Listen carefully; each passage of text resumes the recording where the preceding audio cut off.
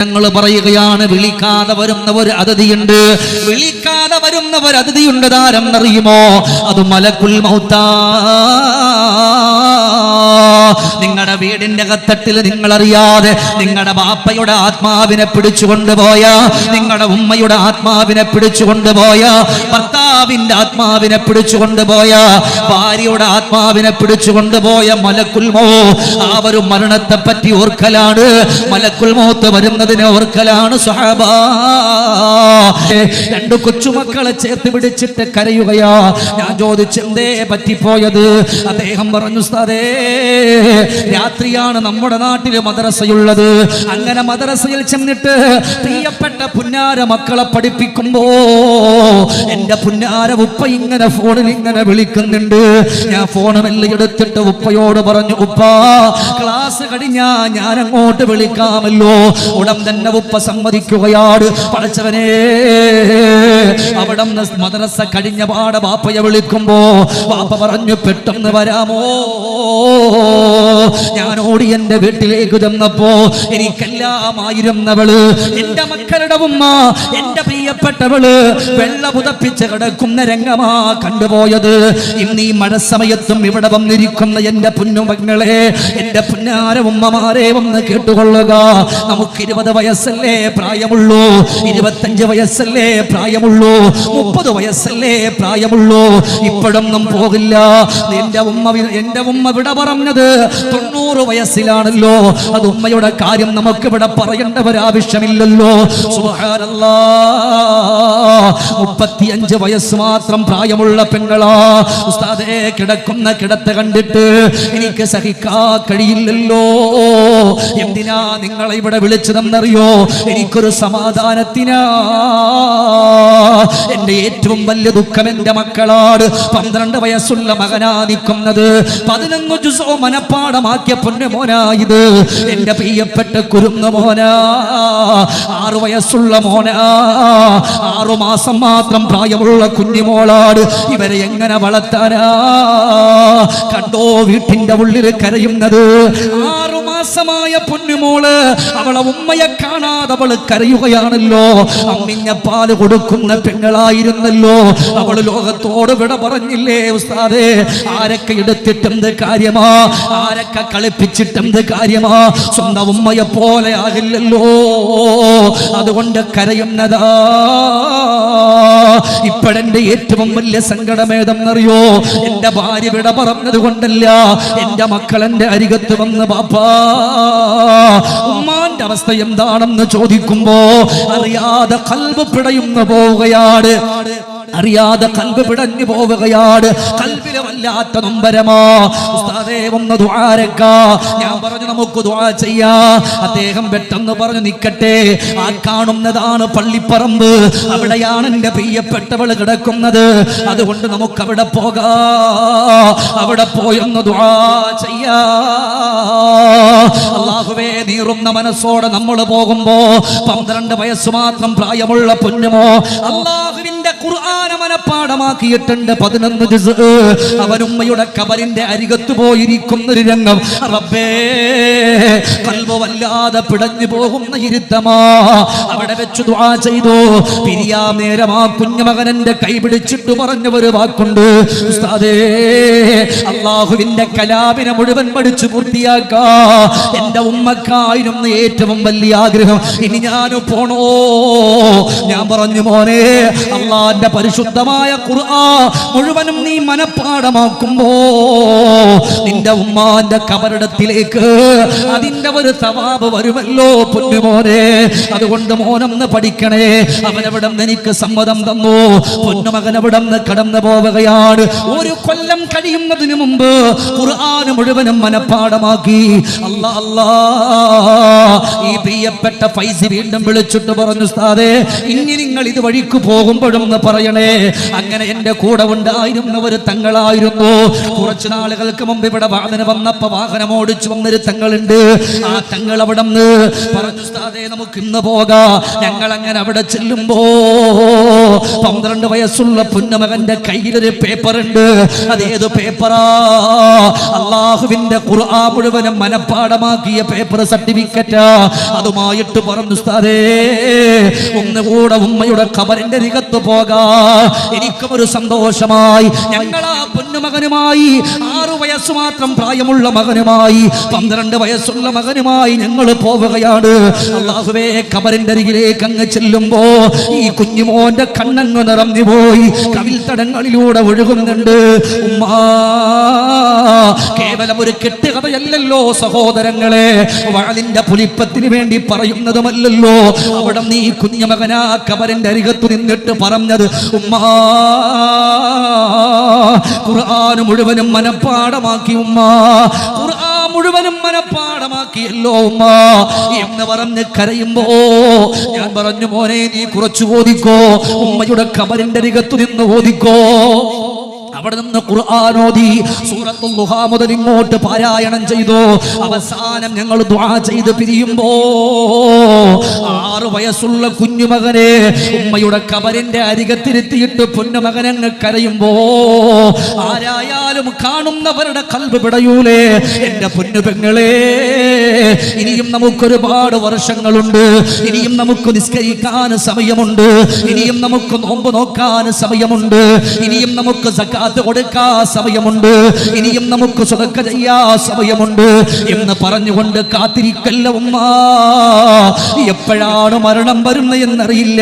അതുകൊണ്ട് സ്വഹാബത്തിനോട് നബി തങ്ങൾ പറയുന്നു, സ്വഹാബാ, നിങ്ങൾ ഏറ്റവും കൂടുതൽ സ്നേഹിച്ചിരിക്കുന്ന നിങ്ങളുടെ ഭാര്യ ഒരു സെക്കൻഡിൽ പിരിയും സ്വഹാബാ, നിങ്ങളുടെ ബാപ്പ പിരിയും സ്വഹാബാ, നിങ്ങളുടെ ഉമ്മ പിരിയും സ്വഹാബാ. ബാപ്പ മരിച്ചാൽ ഏറ്റവും കൂടുതൽ കരയുന്നത് പെങ്ങന്മാരല്ലേ? നിങ്ങൾ അനുഭവിച്ചവരല്ലേ ഉമ്മമാരെ? എത്രയോ ഇവിടെ ഇരിക്കുന്ന ഉമ്മമാരുടെ ഉപ്പ ഇന്ന് ഖബറിന്റെ ഉള്ളിലല്ലേ? ഏറ്റവും കൂടുതൽ കരയുന്നത് പെൺമക്കളല്ലേ?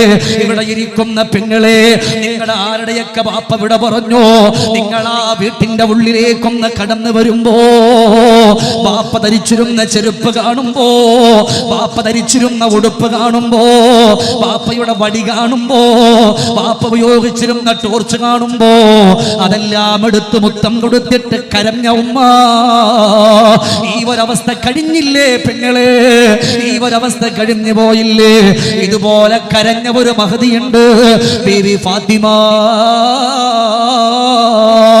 പ്രിയപ്പെട്ട ഉപ്പയാകുന്ന നബി തങ്ങള് ലോകത്തോട് വിട പറയുമ്പോ ക്രൈസ്തവനായ മനുഷ്യൻ വന്നിട്ട് പറഞ്ഞത്, മൻമിൻകും മുഹമ്മദ്, ആരാ നിങ്ങളുടെ കൂട്ടത്തിൽ മുഹമ്മദ് നബി എന്ന് ചോദിക്കുന്ന സമയം അവിടെ നിന്ന് പറഞ്ഞു പോയത്, അല്ലാഹുവിന്റെ റസൂൽ വഫാത്തായല്ലോ. എന്നാ നബി തങ്ങളുടെ ഒരു ഡ്രസ് കിട്ടുമോ? നബി തങ്ങളുടെ ഒരു ഖമീസ് കിട്ടുമോ? റസൂലുള്ളാഹിന്റെ ഖമീസ് കിട്ടുമോ? കേട്ട പാടപെടുന്ന പറയാണ്, അത് ഫാത്തിമയുടെ കയ്യിലുണ്ട്. ഉടൻ തന്നെ സൽമാനെ വിളിച്ചു, സൽമാ, ഫാത്തിമ ബീവിയുടെ അരികത്ത് പോയിട്ട് അല്ലാഹുവിന്റെ റസൂലിന്റെ ഖമീസ് ഒന്ന് തരാൻ പറയോ?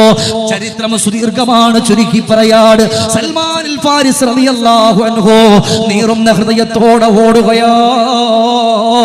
പടച്ചവനെ ചെന്നിട്ട് വിളിക്കാണ്, അസ്സലാമു അലൈക യാ അഹ്ല ബൈത്തി റസൂലില്ലാഹ്, അല്ലാഹുവിന്റെ കുടുംബമേ, അല്ലാഹുവിന്റെ രക്ഷയുണ്ടാകട്ടെ. ഇത് കേട്ടപാട് വീട്ടിന്റെ ഉള്ളിൽ നിന്ന് ഫാത്തിമയങ്ങ് കരയുകയാ. പൊട്ടിയങ്ങ് കരഞ്ഞിട്ട് ചോദിക്കുകയാ, ആരാ? ഉപ്പ വിട പറഞ്ഞു പോയ വേദനയിൽ ഇവിടിരുന്ന് കരയുമ്പോ, മനസ്സ് പൊട്ടുമ്പോ, സങ്കടപ്പെടുമ്പോ ഈ പൊന്നുമക്കളെ കരയിപ്പിക്കാൻ വരുന്നവരാരാ എന്ന് പറഞ്ഞു ഫാത്തിമ ബീവി കരയുമ്പോ സൽമാനുൽ ഫാരിസ് റളിയല്ലാഹു അൻഹു പറഞ്ഞു, ഫാത്തിമ അന സൽമാൻ. നബി തങ്ങളെ കാണാൻ ഒരാൾ വന്നു. നബി തങ്ങൾ വഫാത്തായി എന്ന് പറഞ്ഞപ്പോ, റസൂലുള്ളാഹിന്റെ ഒരു വസ്ത്രമെങ്കിലും വേണമെന്ന് പറഞ്ഞപ്പോ, ഞാൻ വന്നതാണ് ഫാത്തിമ.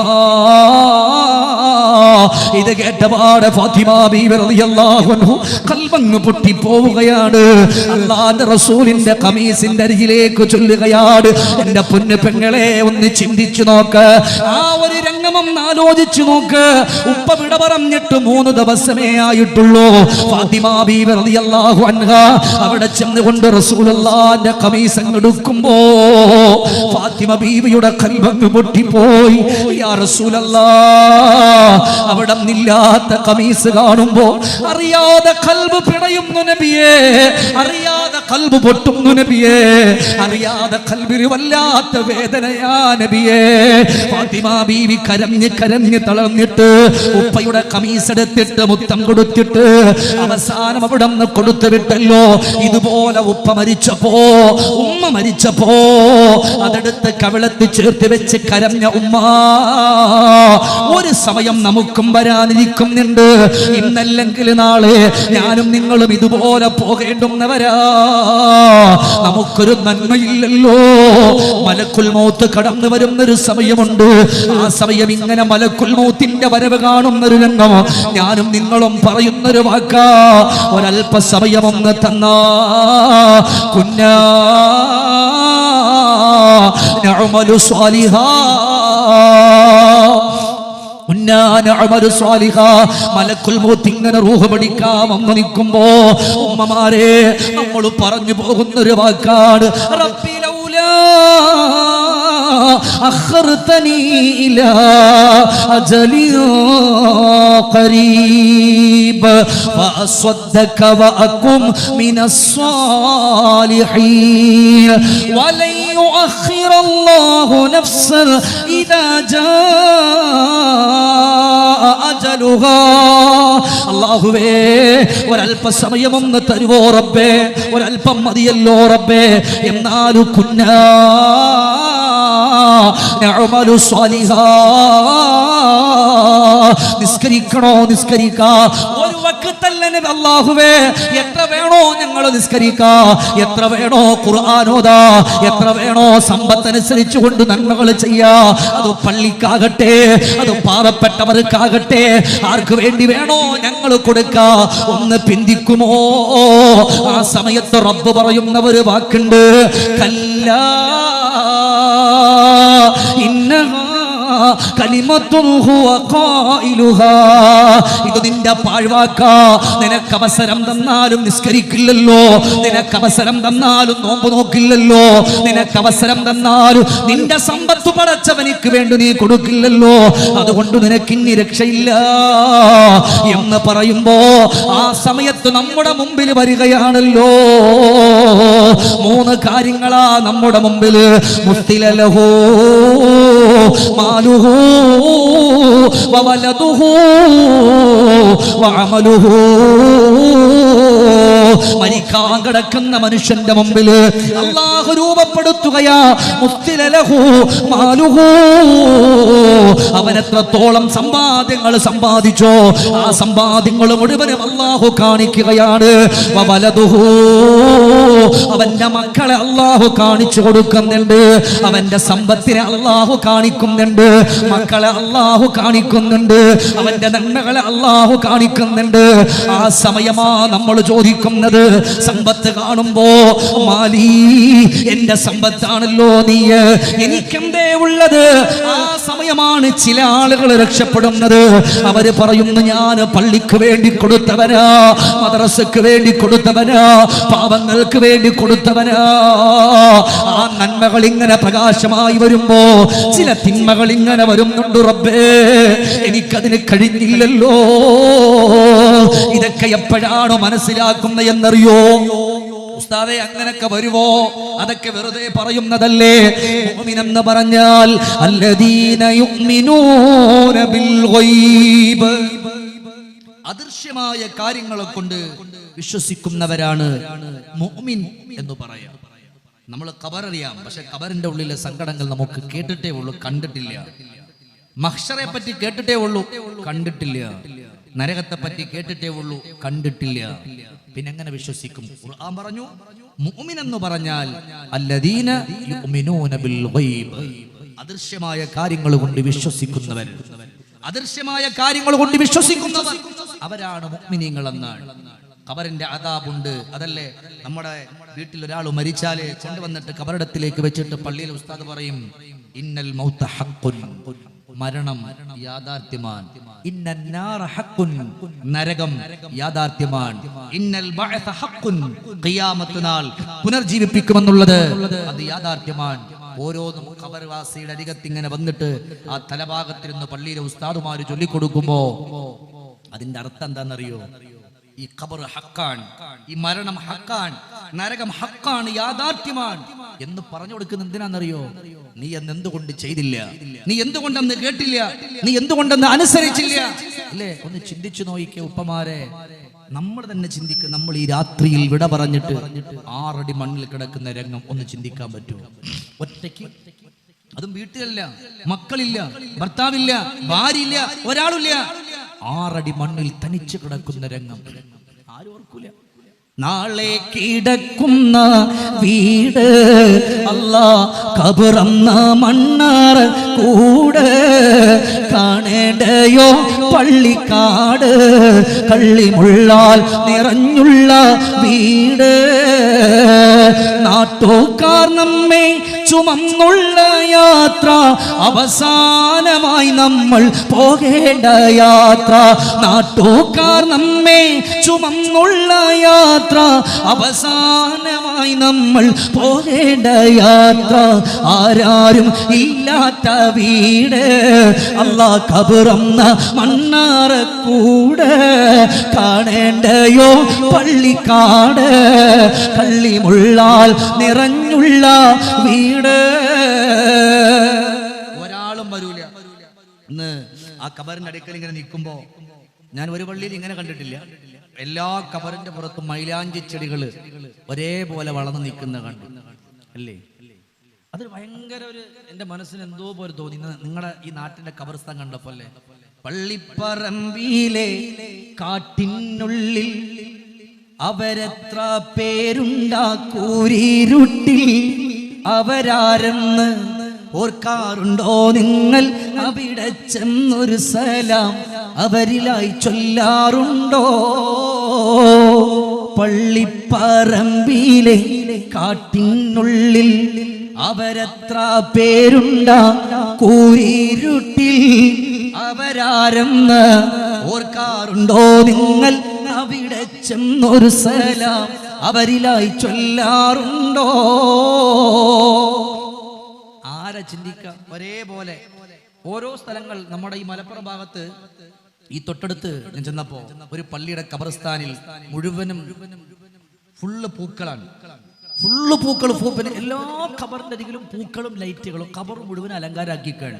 ഞാൻ അവിടുത്തെ കമ്മിറ്റിക്കാരിൽപ്പെട്ട മർമ്മപ്രധാനമായ ഒരാളോട് പറഞ്ഞു, പള്ളിക്കാട് കണ്ടാൽ ഭയം വരണം, പള്ളിക്കാട് കണ്ടാൽ ഖബറിന്റെ ആ ഒരു ബീഭത്സകമായിട്ടുള്ള രൂപം ഓർമ്മ വരണം. ഇത് ഖബറിന്റെ ആ സൈഡ് മുള്ളും ഫുൾ ലൈറ്റും ഫുള്ള് പൂക്കളും കാണുമ്പോ ഒരു പിന്നെ ടൂറിന് വന്നാണ്. ഞാൻ പറഞ്ഞത് ഒരിക്കലും ശരിയല്ല, അല്ലേ? പള്ളിപ്പറമ്പാണ്, ഒറ്റക്കാണ്. അത് കാണുമ്പോ ഈമാൻ വരണം, കാണുമ്പോ ഈമാൻ വരണം. ഇവിടെ നോക്കുമ്പോ ഖബറൊക്കെ വരിവരിക്കിന് എല്ലാ ഖബറിന്റെ പുറത്തും മൈലാഞ്ചി ചെടികൾ വളർന്നു നിൽക്കുന്നുണ്ട്, അല്ലേ? ആ ചെടികൾ അവർക്ക് ദ്വാരക്കുന്നുണ്ട്, അതിന്റെ ഇലകൾ അവർക്ക് ദ്വാരക്കുന്നുണ്ട്. അതിന്റെ പുറത്തുള്ള എല്ലാം എടുത്ത് കളഞ്ഞ പിന്നെ ആരാ ദ്വാരക്ക? അതുകൊണ്ടാണ് ഇമാമിങ്ങൾ സൂഫിയാക്കളൊക്കെ പറയുന്നത്, നിങ്ങൾ ഒരു പള്ളിപ്പറമ്പിലേക്ക് പോയാൽ ആ പള്ളിക്കാട്ടിന്റെ, ആ പള്ളിയുടെ ആ ഖബറിന്റെ പുറത്തു നിൽക്കുന്ന ആ ഒരു ഇലകൾ നിങ്ങൾ പറിച്ചു കളയാൻ പാടില്ല. അപ്പം ഉസ്താദെ ഖബർ വൃത്തിയാക്കണ്ടേ? അതിന്റെ ചുറ്റുഭാഗത്തുള്ളതൊക്കെ നിങ്ങൾ ശരിയായിക്കോളിൻ. അവിടെ നിൽക്കുന്ന ഓരോ ഇലയും, ആ ഖബറിന്റെ പുറത്തു നിൽക്കുന്ന ഓരോ ഇലയും ആ ഖബർവാസിക്ക് വേണ്ടി ദ്വാരക്കുന്നതാണ്, ആ ഖബർവാസിക്ക് വേണ്ടി പൊറുക്കലിനെ ചോദിക്കുന്നതാണ്. മൈലാഞ്ചി ചെടികളാകുമ്പോൾ ഒരുപാട് ഇലകളുണ്ട്, ഒരുപാട് ഇലകളുണ്ട്, ദ്വാരക്കും. അള്ളാഹു ഇവിടുത്തെ ഖബർവാസികളായ എല്ലാ ആളുകൾക്കും അള്ളാഹു തആല മഗ്ഫിറത്തും റഹ്മത്തും കൊടുക്കട്ടെ. ആത്മാക്കളൊക്കെ കരയുന്ന ഓരോ സമയങ്ങളുണ്ടല്ലോ, ഒരുപാട് വാദങ്ങളിലൂടെ നമ്മൾ കേട്ടുപോയതാണെങ്കിലും ഞാനൊന്ന് ഓർമ്മപ്പെടുത്തുകയാണ് ഈ മജ്ലിസിൽ.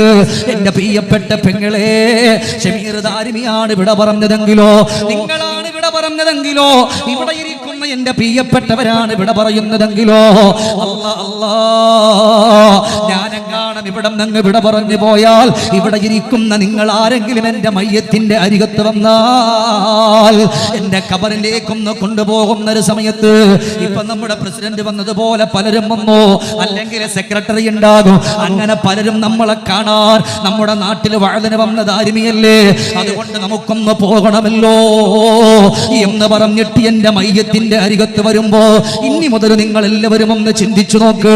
നിങ്ങൾ മരിച്ചതായിട്ടൊന്ന് സങ്കല്പിക്കാൻ പറ്റുമോ? ഇവിടെ ഇരിക്കുന്ന ഓരോരുത്തരും അങ്ങനെ വന്ന് കരുത്. നിങ്ങളുടെ മയ്യത്ത് കാണാൻ ആളുകൾ വരുന്നവന്ന് ചിന്തിക്ക്. പ്രിയപ്പെട്ട പെങ്ങളെ, ഞാനങ്ങ് കിടക്കുകയാണ്. നിങ്ങൾ ഓരോരുത്തരും നിങ്ങളുടെ അവസ്ഥയായിട്ടൊന്ന് ചിന്തിക്കണം. ഞാൻ എന്റെ അവസ്ഥയായി ചിന്തിക്കുകയാ. ഞാനങ്ങ് കിടക്കുമ്പോ അൻവറോ ഹുസൈനോ ആരെങ്കിലൊക്കെ കടന്നു വന്നിട്ട് എന്റെ മയ്യത്ത് അവിടെ നിന്ന് എടുത്തുകൊണ്ട് വന്ന് കുളിപ്പിക്കുന്ന ഒരു സമയമുണ്ടല്ലോ. ഇന്നലെ വരെ സ്വന്തമായി കുളിച്ചിരുന്നവര്, ഇന്നലെ വരെ സ്വന്തമായി വസ്ത്രം ധരിച്ചിരുന്നവര്, ഇന്നലെ വരെ സ്വന്തമായിട്ട് എല്ലാ കാര്യങ്ങളും ചെയ്തിരുന്നവര്, പടച്ചവനെ ഇന്നൊന്നിനും കഴിയാതെ കിടക്കുകയാണ്. എല്ലാവരും കൂടെ നിങ്ങളെയും എന്നെയും എടുക്കുന്നുണ്ട്. കൊണ്ടുവന്നിട്ട് റൂമിന്റെ ഉള്ളിലോ അല്ലെങ്കിൽ ഒരു മറയുടെ ഉള്ളിലോ കൊണ്ടുവന്നിട്ട് കുളിപ്പിക്കാൻ ഒരുങ്ങുമ്പോ, നമ്മളെ എഴുന്നേൽപ്പിച്ചിരുത്തുമ്പോ, വയറുഞ്ഞെക്കുമ്പോ അവിടെ നിൽക്കുന്ന കുളിപ്പിക്കുന്നവരോട് നിങ്ങളുടെ ആത്മാവ് പറയുന്നൊരു വാക്കുണ്ട്, എന്റെ ആത്മാവ് പറയുന്ന ഒരു വാക്കുണ്ട്.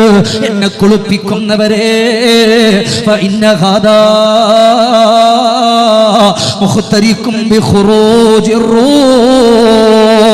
മലക്കുൽ മൗത്ത് കടന്നു വന്നിട്ട് റൂഹ് പിടിച്ച വേദന, ആ ഒരു വേദന മാറിയിട്ടില്ലല്ലോ. ശരീരം വല്ലാതെ വേദനിക്കുകയാ, ശരീരത്തിന്റെ നരമ്പുകളെ മുഴുവനും പിടിച്ചു മുറുക്കിയിരിക്കുകയാ, വല്ലാത്ത വേദനയാ. അതുകൊണ്ട് എന്നെ വല്ലാതെ ഞെക്കല്ലേ, വല്ലാതെ വേദനിപ്പിക്കല്ലേ. ഈ ഒരവസ്ഥ നിങ്ങൾക്കുണ്ട്, ഈ ഒരവസ്ഥ എനിക്കുണ്ട്. അത് കഴിഞ്ഞിട്ടില്ല.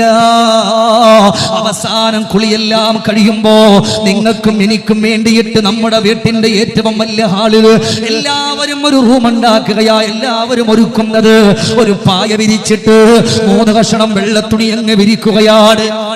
പായ വിരിച്ചിട്ട് 3 കഷണം വെള്ളത്തുണി. ഒരുപാട് ഡ്രസ്സുകൾ കണ്ട് ഇഷ്ടപ്പെട്ടിരുന്നവരാ. ഏത് ഡ്രസ് ഇറങ്ങിയാലും ആദ്യം എടുക്കുന്ന ഒരു സ്വഭാവക്കാരായിരുന്നല്ലോ നമ്മള്. ഈ ഒരു സമയത്ത് ഒന്നിനും പറ്റില്ല. മക്കള് മേടിച്ചതാണോ ആരാണെന്നറിയില്ല.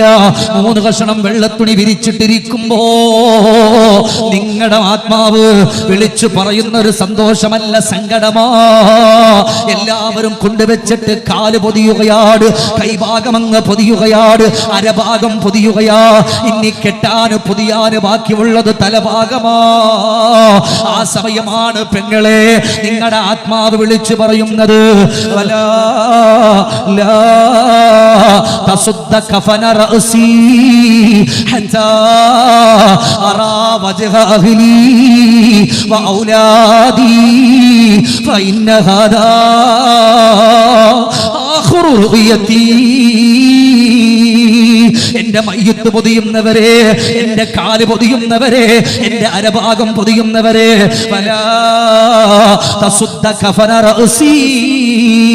എന്റെ തലഭാഗം നിങ്ങൾ പൊതിയല്ല, എന്റെ തലഭാഗം നിങ്ങൾ പൊതിയല്ല.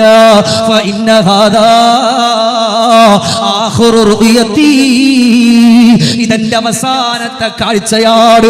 ഇനി ഒരു കാഴ്ചയില്ലല്ലോ. എന്റെ മക്കൾ എന്നെ വന്ന് കാണട്ടെ, എന്റെ ഭർത്താവ് എന്നെ വന്ന് കാണട്ടെ, എന്റെ ഭാര്യ എന്നെ വന്ന് കാണട്ടെ. ഇത് അവസാനത്തെ കാഴ്ചയാ. ആര് കേൾക്കാനാ? എന്റെയും നിങ്ങളുടെയും തലഭാഗമങ്ങ് പൊതിയുമല്ലോ. പൊതിഞ്ഞിട്ട് വീട്ടിൽ നിന്ന് കൊണ്ടിറങ്ങുമ്പോ എവിടെ പോയാലും മക്കളോട് പറയും, മക്കളെ പാപ്പ പോവുകയാണ്, പാപ്പ പോയിട്ട് തിരിച്ചു വരുമെന്ന്. എനിക്കുമുണ്ട് 2 മക്കള്. മക്കളുടെ കവിൾത്തടത്തിൽ കെട്ടിപ്പിടിച്ച് മുത്തം കൊടുത്തിട്ട് പാപ്പ വരുമ്പോ മിഠായി കൊണ്ടുവരുമെന്ന് പറഞ്ഞിട്ട് വരുമ്പോ അതാ മയ്യത്ത് കൊണ്ടിറങ്ങുമ്പോ ആത്മാവ് പുറകിലൂടെ സഞ്ചരിച്ചിട്ട് പറയാ, വീട്ടിന്റെ ഉള്ളിൽ നിൽക്കുന്നവരോട് ഞാൻ പോവുകയാ, ഇനി തിരിച്ചു വരില്ലല്ലോ. തിരിച്ചു വരാത്ത ഒരു ലോകത്തേക്ക് ഞാൻ അങ്ങ് പിരിയുകയാ. ഇനി മടങ്ങി വരൂല്ല. അസ്സലാമു അലൈക്കും യാ അഹ്ലീ, എന്റെ കുടുംബക്കാർക്ക് മുഴുവനും എന്റെ സലാമാ. അവസാനം സലാം പറഞ്ഞിട്ട് മയ്യിത്ത് അവിടുന്ന് കൊണ്ടിറങ്ങുമ്പോ ആത്മാവ് കൊണ്ടു നടക്കുന്നവരെ വിളിച്ചിട്ട് പറയാ, ഒന്ന് നിൽക്കുമോ? എന്റെ വീട്ടിന്റെ കത്തട്ടില് ആരോ കരയുന്നുണ്ടല്ലോ. അതെന്റെ മക്കളാണോ? അതെന്റെ ഭാര്യയാണോ? അതെന്റെ കൂടപ്പുറപ്പാണോ? ആരോ എന്റെ വീട്ടിന്റെ കത്തട്ടിൽ നിന്ന് കരയുന്നുണ്ടല്ലോ. ഒന്ന് നിൽക്കാമോ? അവസാനമായിട്ട് ഞാൻ അവരുടെ കരച്ചിലൊന്ന് കേൾക്കട്ടെ. അവസാനമായി ഞാൻ അവരുടെ കരച്ചിലൊന്ന് കേൾക്കട്ടെ. ആരും അവിടെ നിന്ന് തിരിഞ്ഞു പോലും നോക്കില്ല. കൊണ്ടു നടക്കുന്നുണ്ട് ഉപ്പമാരെ, കൊണ്ടു നടക്കുന്നുണ്ട് പെങ്ങളെ. അവസാനം മയ്യത്ത് ചുമന്നു കൊണ്ട് നടക്കുന്നവരോട്, എന്റെ മയ്യത്ത് ചുമക്കുന്നവരോട് എന്റെ ആത്മാവ് വിളിച്ചു പറയുന്നൊരു വാക്കുണ്ട്, ഫലാ തഗുറന്നകുമുദ്ദുനിയാ കമാ ഗറത്തനീ. എന്നെ ചുമക്കുന്നവരെ, എന്നെ കൊണ്ടുപോകുന്നവരെ, എന്റെ മയ്യത്ത് പൊതിഞ്ഞവരെ, ഫലാ തഗുറന്നകുമുദ്ദുനിയാ, നിന്നെ ദുനിയാവ് ചതിക്കാതിരിക്കട്ടെ. ഇത്രയും നാള് മയ്യത്ത് കൊണ്ടുപോയവരെ, നിങ്ങളുടെ ബാപ്പയുടെ ആത്മാവ് നിങ്ങളോട് പറഞ്ഞിട്ടുണ്ട്, നിങ്ങളുടെ ഉമ്മയുടെ ആത്മാവ് നിങ്ങളോട് പറഞ്ഞിട്ടുണ്ട്, നിങ്ങളുടെ കൂട്ടുകാരുടെ ആത്മാവ് നിങ്ങളോട് പറഞ്ഞിട്ടുണ്ട്, എന്നെ കൊണ്ടുപോകുന്നവരെ ഫലാ തഗുറന്നകുമുദ്ദുനിയാ, നിന്നെ ദുനിയാവ് ചതിക്കാതിരിക്കട്ടെ. കമാ ഗറത്തനീ, എന്നെ ദുനിയാവ് ചതിച്ചതുപോലെ എനിക്ക് നിസ്കരിക്കാൻ കഴിഞ്ഞില്ലല്ലോ, എനിക്ക് നോമ്പ് നോക്കാൻ കഴിഞ്ഞില്ലല്ലോ, എനിക്ക് സ്വതക്ക ചെയ്യാൻ കഴിഞ്ഞില്ലല്ലോ, എനിക്ക് ഒരുപാട് സമ്പത്തുകൾ അല്ലാഹു തന്നിട്ട് പോലും ഒരു നയാ പൈസ പോലും അല്ലാഹുക്ക് വേണ്ടിയിട്ട് കൊടുക്കാ എനിക്ക് മനസ്സ് വന്നില്ലല്ലോ. അതുകൊണ്ട് എന്നെ ദുനിയാവ് ചതിച്ചടാ, നിന്നെ ദുനിയാവ് ചതിക്കാതിരിക്കട്ടെ എന്നോരോ മനുഷ്യന്റെ ആത്മാവും വിളിച്ചു പറയുമല്ലോ. അവസാനം എല്ലാം കഴിഞ്ഞിട്ട് എന്റെയും നിങ്ങളുടെയും മയ്യത്ത് കൊണ്ടുവന്ന പള്ളിക്കകത്ത് വെക്കുമ്പോ, മയ്യത്ത് നിസ്കാരം കഴിഞ്ഞിട്ട് ചില ആളുകൾ പെട്ടെന്ന് ഇറങ്ങുകയാണ്, ചില ആളുകൾ പെട്ടെന്ന് ഇറങ്ങിയിട്ട് പോവുകയാ. ആ പോകുന്നവരെ നോക്കിയിട്ട് ആത്മാവ് പറയാ, എവിടേക്കാടാ നീ ഇങ്ങനെ പോകുന്നത്? നിന്നെ പോലെ കച്ചവടക്കാരനായിരുന്നല്ലോ, നിന്നെ പോലെ ഒരുപാട് തിരക്കുള്ളവനായിരുന്നല്ലോ, നിന്നെ പോലെ ഒരുപാട് മേഖലകളില് സഞ്ചരിച്ചുകൊണ്ട് കടന്നു വന്നിരുന്നവനായിരുന്നല്ലോ. ഇന്നെനിക്ക് ധൃതിയില്ല, ഇന്നെനിക്ക് കച്ചവടമില്ല, ഇന്നെനിക്ക് ഒന്നുമില്ലല്ലോ, ഇന്ന് ഞാൻ ഈ പള്ളിപ്പറമ്പില് കിടക്കാൻ പോവാ. അതുകൊണ്ട് നിങ്ങൾ പോകല്ലേ. അവസാനം എനിക്ക് കിടക്കാനുള്ള വീട്, അവസാനം എനിക്ക് കിടക്കാനുള്ള വീട്, ആ ഒരു വീട് കൂടെ കാണാതെ നിങ്ങൾ പോകല്ല എന്ന് പറഞ്ഞുകൊണ്ട് കരയുന്നൊരു രംഗം എനിക്കും നിങ്ങൾക്കും വരാനുണ്ട്. അവസാനം മയ്യത്ത് നിസ്കാരം കഴിഞ്ഞ് ദാരിമിയുടെ മയ്യത്ത് ചുമന്നുകൊണ്ട് പള്ളിപ്പറമ്പിൽ കൊണ്ടുപോവുകയാണ്. എന്റെ പെങ്ങളെ, നിങ്ങളുടെ ആത്മാവ് വിളിച്ചു പറയുമ്പോ നിങ്ങളുടെ മയ്യത്തിനെയാണ് കൊണ്ടുപോകുന്നതെന്ന് ചിന്തിക്ക്. ഈ സമയം ഒന്ന് ചിന്തിച്ചു നോക്ക്. ഇപ്പം നിങ്ങളുടെ മയ്യത്ത് കബർ കൊണ്ട് കബറിലേക്കൊന്ന് കൊണ്ടുപോവുകയാ. നിങ്ങളുടെ മക്കള് കരയുന്നുണ്ടല്ലോ, നിങ്ങളുടെ പ്രിയപ്പെട്ടവര് കരയുന്നുണ്ടല്ലോ, നിങ്ങളുടെ സഹോദരങ്ങൾ കരയുന്നുണ്ടല്ലോ, ഇന്നലെ വരെ കൂടെ ഉണ്ടായിരുന്നവരാ. ആരാണ് കരയുന്നത്? എന്റെ ഭർത്താവ് മരിച്ചല്ലോ, എന്റെ ഭർത്താവിന് ഇനി ആരാണെന്ന് പറഞ്ഞ് കരയുന്നവരുണ്ടോ? ഇല്ല. ഭർത്താവ് മരിക്കുമ്പോ ഭാര്യ പറയും, അല്ലാഹുവേ ഇനി എന്റെ മക്കളെ ഞാൻ എങ്ങനെ നോക്കാനാ? ഇനി എനിക്കാരുണ്ട് റബ്ബേ? പെങ്ങളെ, ഭർത്താവ് ജീവിച്ചിരിക്കുന്ന സമയം അവർ നിങ്ങൾക്ക് വേണ്ടി ഒരുപാട് ഓടിയവരാ, അവർ നിങ്ങൾക്ക് വേണ്ടി പാടുപെട്ടവരാ. അപ്പം നിങ്ങൾ പറയാനുള്ളത്, അല്ലാ ഇന്നീ സമയം വരെ എന്റെ ഭർത്താവ് എനിക്ക് വേണ്ടി നടന്നവനാണ്, ഇനി ഖബറിന്റെ ഉള്ളിലാരാ? പരംവിധിച്ചുമായിട്ട് ചുങ്കിൽ നടക്കുന്ന ശുജാഅത്ത് നമുക്കുണ്ട് നാട്ടിലേ. കഥയെന്തെന്നറിവുണ്ടോ? നാളെ കിടക്കുന്ന കബറന്ന ഭയങ്കര വീട്ടിലെ മെത്ത പിരിഞ്ഞു നമുക്ക് കാട്ടിലാറടി മണ്ണാണ്. മേലിൽ വന്നു കിടക്കണ നമ്മുടെ മേലെ വരുന്നത് കല്ലാണ്. ഇലയും തണ്ണീരതും ചേർത്ത് മണ്ണതിനാലെ അടവാക്കും വിടവീനെ വാരിലേ. കനമേറും മിസാങ്കല്ലും മണ്ണും അതിലുമീതേ മറമാടും ഖബർ ബഹു ചോറിലേ. ഇഷ്ടജനങ്ങളെ വിട്ടു പിരിഞ്ഞ് കട്ടിലേറി പോകുമ്പോ, ഇഷ്ടജനങ്ങളെ വിട്ടു പിരിഞ്ഞ് കട്ടിലേറി പോകുമ്പോ ഉറ്റവരെല്ലാം കരളും പൊട്ടി കരയുന്നുണ്ടകലുമ്പോ. അകലുമ്പോ ഗൃഹത്തിലെ പെണ്ണ് പറയുന്നു ഉലകത്തിൽ തണി എന്നിലാരെന്ന്. അകലുമ്പോ ഗൃഹത്തിലെ പെണ്ണ് പറയുന്നു ഉലകത്തിൽ തണി എന്നിലാരെന്ന്.